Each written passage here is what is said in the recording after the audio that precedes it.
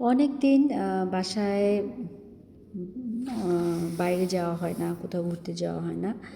তো ভাবছিলাম ঢাকার কাছাকাছি বা খুব 1 ঘন্টা 1.5 ঘন্টার মধ্যে যাওয়া যায় এরকম একটা জায়গা খুঁজছিলাম। তো হঠাৎ করে আমাদেরই এক শ্রদ্ধেয় ভাই, বড় ভাই, রুমি ভাই, ওমর খালিদ রুমি, উনি আমাদেরকে বললেন যে জিন্দা পার্কে যাওয়া যায়। জিন্দা পার্কটা খুব সুন্দর, ওখানে গেলে ভালো লাগবে।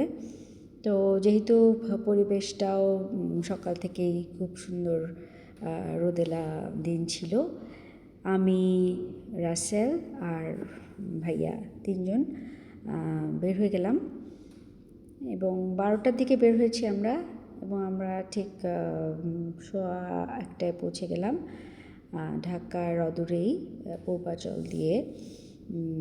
আসতে এরকমই সময় লাগলো 1-1.5 ঘন্টা। এর মধ্যে আমরা চলে আসলাম জিন্দা পার্কে।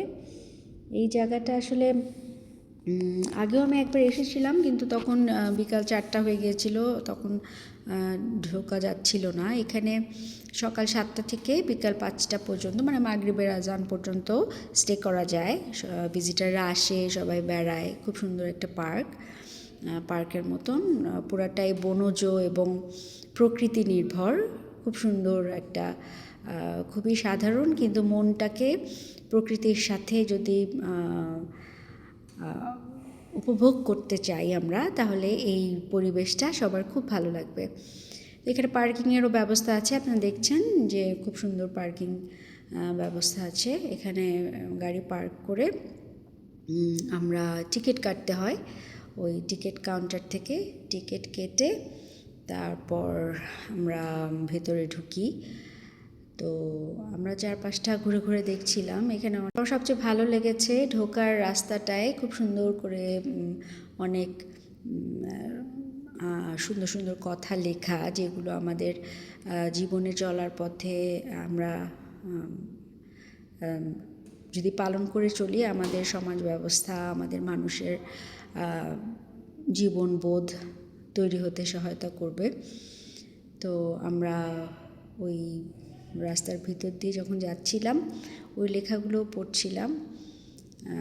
তারপর হঠাৎ করে এই দোকানটা চোখে পড়লো, যে ছোট দোকান, কিন্তু বাইরে থেকে খুবই আকর্ষণীয় লাগছিল।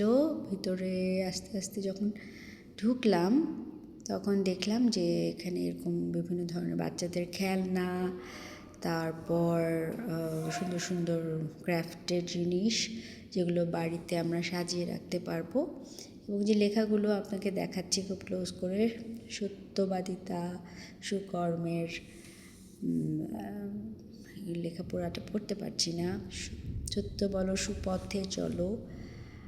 এই কথাগুলো আসলে আমরা সবসময় বইয়ের পাতায় পড়ি, কিন্তু এখানে সুন্দর করে গাছের গায়ে গায়ে লাগিয়ে দেওয়া হয়েছে, যে মানুষরা যখন যাবে তখন জিনিসগুলো যাতে আবার তাদের মনে পড়ে, বা জিনিসগুলো তাদের জীবনবোধকে আবার উজ্জীবিত করে। চারপাশে অনেক ঘন গাছপালা। আবার এখানে অনেক সময় ফটোশ্যুট করার জন্য অনেক নতুন দম্পতি আসেন। দেখতে পেলাম অনেক ধরনের ইভেন্টের কাজ হয়, তবে এখানে শুটিং অ্যালাউড না শুনেছি, যে পারমিশন নিতে হয়, স্পেশাল পারমিশন নিতে হয়।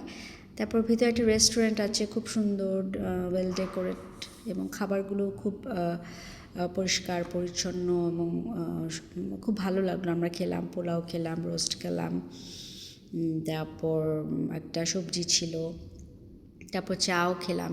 ওখানে দইও পাওয়া যায়, এবং সকালে নাস্তাও পাওয়া যায়। সকাল 7টায় নাস্তা সকাল থেকে শুরু হয় 10টা পর্যন্ত, তারপরে লাঞ্চের ব্যবস্থা থাকে, বিভিন্ন স্ন্যাক্সও আছে। এখানে কফির ব্যবস্থা আছে, লাস্সির ব্যবস্থা আছে। তো এই ক্যান্টিন থেকে আমরা বের হয়ে যাচ্ছিলাম, ফিরছিলাম যখন, তখন এই রাস্তাটা দিয়ে হাঁটতে, তখন ঠিক রোদ পড়ে গিয়েছে, খুব ভালো লাগলো। এই রেস্টুরেন্টের পাশে একটা কাঠের সিঁড়ি দোতলায় উঠে গেছে। এখানে থাকার ব্যবস্থাও আছে, তবে ফ্যামিলি ছাড়া এখানে থাকা যায় না। ফ্যামিলি হতে হয়, যেমন বাচ্চা, মা বাবা, বা বয়স্ক বাবা মার সাথে একজন বাচ্চা আসলো, এরকম আর কি। একটা ফ্যামিলি তারা অ্যালাউড করে। এছাড়া শুধুমাত্র কাপল অ্যালাউড নয়, এরকমই শুনলাম। তারপর বিভিন্ন ধাপে ধাপে সুন্দর সিঁড়ির ব্যবস্থা, একটু আর্টিস্টিক করে তৈরি করা, ন্যাচারাল একদম আর্টিস্টিক করে করা, সিমেন্ট্রি দিয়ে বিল্ডিংটা একদম করা। এই যে কফি শপ দেখতে পাচ্ছেন, এখানে জুসার, কফি শপ সব ধরনের ব্যবস্থাই আছে।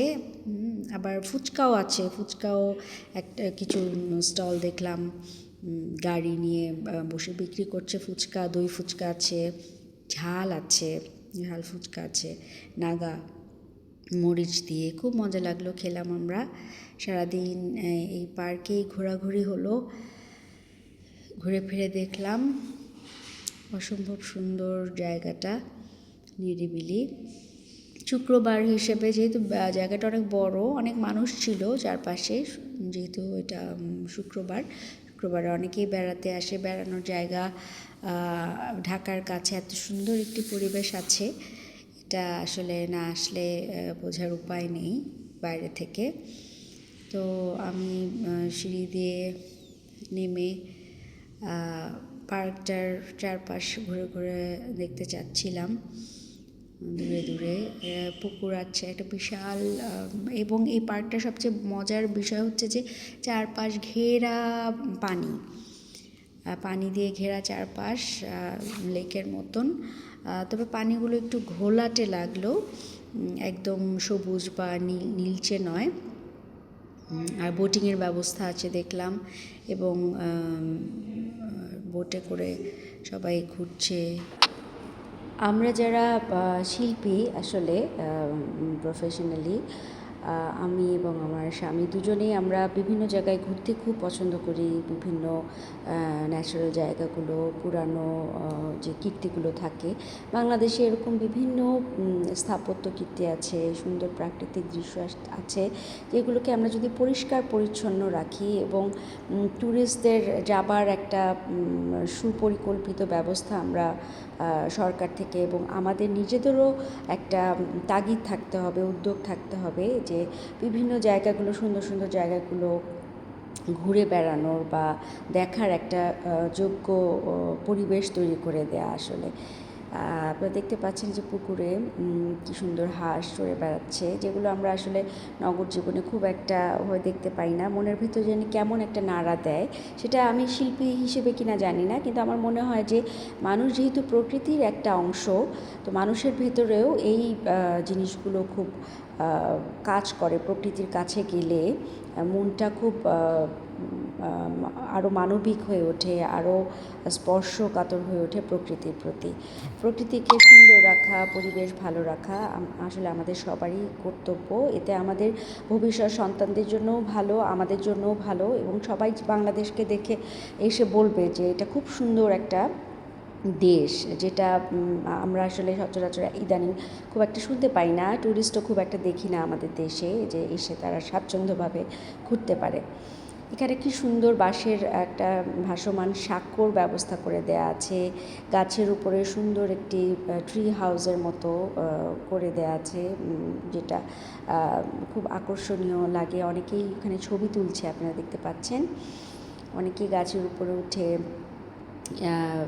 আনন্দ নিচ্ছে, এবং অনেকেই দল বেঁধে এখানে গান করছে, মেয়েরা তাদের ছুটি কাটাচ্ছে। আমাদের দেশে মেয়েদের স্বাধীনভাবে চলার পরিবেশ, সব কিছু মানে তৈরি হচ্ছে, এটা দেখে ভালো লাগে। তারা একা একা দল বেঁধে আসে, এবং একটা পার্ক থাকলে সেখানে মনের আনন্দে নিজেদের গল্প, নিজেদের দুঃখ আনন্দ সব ছুটির দিনে একটা শেয়ার করার জায়গা এটা। তো রাসেল গাছের উপরে উঠে গেল, এবং ওই জায়গাটা উপর থেকে দেখতে কেমন লাগে সেটা উপভোগ করলো। আমারও খুব উঠতে ইচ্ছে করছিল, কিন্তু যেহেতু আমি এটা ভিডিও করছিলাম সেজন্য আর ওঠা হয়নি। তবে দেখেই মনে হচ্ছিল যে হ্যাঁ, ওখানে উঠে যদি চারপাশটা দেখতে পারি খুব ভালো লাগবে। একটু গরম ছিল, গরম পড়েছে যেহেতু দুপুর, রোদটা খুব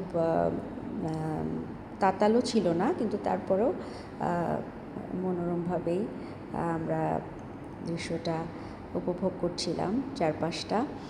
বিশাল বিশাল গাছ, এবং দেখলাম যে এখানে তাল গাছ এবং নারকেল গাছের বাগানও আছে, একটা সুন্দর বাগান এবং ঠান্ডা পরিবেশ। গাছ থাকলে, প্রকৃতি চারপাশে থাকলে আসলে পরিবেশটা যেরকম গরম লাগার কথা সেরকম কিন্তু লাগছে না। মাঝে মাঝেই বাতাস, এই যে নারকেল বাগানটা একটু দেখলেন আপনারা। এখানে কিছুক্ষণ আগে দেখলাম একটা মহিলাও বোরখা পরা, সেও এই ট্রি হাউসে উঠলো। আমরা একটু ভাবছিলাম, ভয় পাচ্ছিলাম যে উনি হয়তো পড়ে যেতে পারেন, কিন্তু না। এখানে দেখতে পাচ্ছেন যে সাঁকোটা একটু এখানে এক্সাইটমেন্টটা এরকম যে এটা মাঝে মাঝে ভাসমান, তো নড়ে চড়ে যাচ্ছে এবং খুব ভালো লাগছে। নড়াটাই খুব ভোগ্য, আমার কাছে এটা খুব ভালো লেগেছে। একটা দ্বীপের মতো জায়গায় সাঁকোটা, ওখান থেকে ওই পার থেকে এপারে বিভিন্ন কলেজ, ইউনিভার্সিটির স্টুডেন্টরাও দেখলাম দল বেঁধে সেখানে ছবি তুলছে, মজা করছে। পরিবেশটাই খুবই নান্দনিক। আমরা চাইলে আমাদের পরিবার, আত্মীয় স্বজন সবাইকে নিয়ে সারাটা দিন কাটাতে পারি। ভিতরে যেহেতু খাওয়া দাওয়ার সব রকম ব্যবস্থাই আছে, আসলে ব্যাপারটা খুব ভালো লাগলো। সারাটা দিন খুব এনজয় করলাম। আমার মেয়ের পরীক্ষা চলছিল, তাই আমার মেয়েকে নিয়ে আসতে পারিনি, তবে আমার ইচ্ছা আছে যে আরেকদিন আমি ওকে নিয়েও এসে থাকবো। তবে বৃষ্টিটা উপভোগ করতে চাচ্ছিলাম। এখানে যদি বৃষ্টিটা দেখতে পেতাম আমার মনে হয় আরও ভালো লাগতো। বৃষ্টির সময় পানিতে বৃষ্টির ঝমঝম আওয়াজ এবং পরিবেশটাও এত সুন্দর যে বৃষ্টির সময়টা খুবই মনোরম হবে মনে হচ্ছে। আপনারা সবাই মাঝে মাঝে আপনাদের পরিবার নিয়ে এখানে আসবেন, দেখবেন খুবই ভালো লাগবে। এবং আমিও প্ল্যান করেছি আমি ছবি আঁকার জন্য একদিন আবার আসবো। ধন্যবাদ।